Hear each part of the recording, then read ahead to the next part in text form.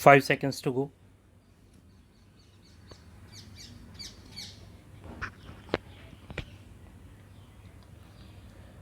Start. The appellant joined the Bihar State Financial Corporation in the capacity of an assistant general manager on 19th July 1974. After a period of 13 years in 1987, a complaint came to be filed against the appellant for having allegedly purchased 3 houses and 2 pieces of land in Bihar, which, according to the complainant, was disproportionate to appellant's known sources of income. This complaint was inquired into, and after a detailed investigation, the allegations were found to be false, except for a residential house in Patna, which the appellant had purchased on 29th August 1988 for rupees 2,26,500 with the help of a loan from the BSFC.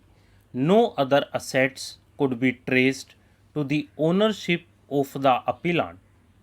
However, despite finding no merit in the allegation, the investigation was kept pending.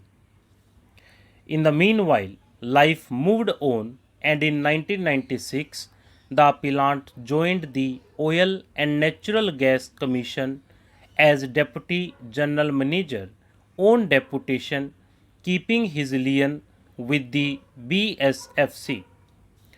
4 years after joining ONGC, an FIR came to be registered against him on 21st February 2000 under sections 13(1)(d) and 13(2) of the Prevention of Corruption Act 1988 on the same allegation that he possessed assets disproportionate to his known sources of income.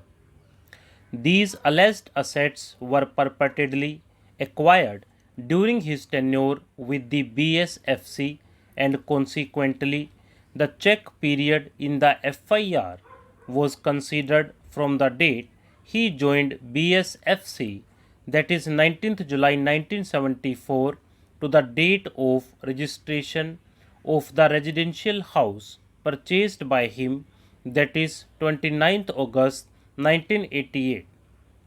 The appellant wrote a letter to the Director General of Police Vigilance Patna on 18th April 2002, raising a grievance that the calculations in the FIR undervalued his income and overvalued his assets, thus depicting a false and inflated account of his expenditure. Eventually, a charge sheet came to be filed on 11th September 2007, that is, about 7 years after the registration of the FIR, and in fact 20 years after the complaint on this very allegation was found to be false by the authorities. Be that as it may, the charge sheet filed against the appellant indicated that he earned a total income of rupees 3,01,561 and incurred an expenditure of rupees 5,24,386 during the check period. In view of this, the charge against the appellant was of having amassed rupees 2,22,825 disproportionate to his known sources of income. The charge sheet indicated two components of his income, being savings of rupees 1,13,018, one third of its salary, and home and car loan from BSFC worth rupees 1,88,480. On the other hand, the charge sheet included 6 components of his expenditure, being payment of rupees 2,26,500 towards the construction of his house, General expenditure during the check period of rupees 24,800, amount in bank deposit worth rupees 55,000, loan repayment of rupees 53,467, LIC deposit worth rupees 6,057, and estimated value of articles found during a search conducted on 21st February 2000 as being rupees 1,58,562. Stop.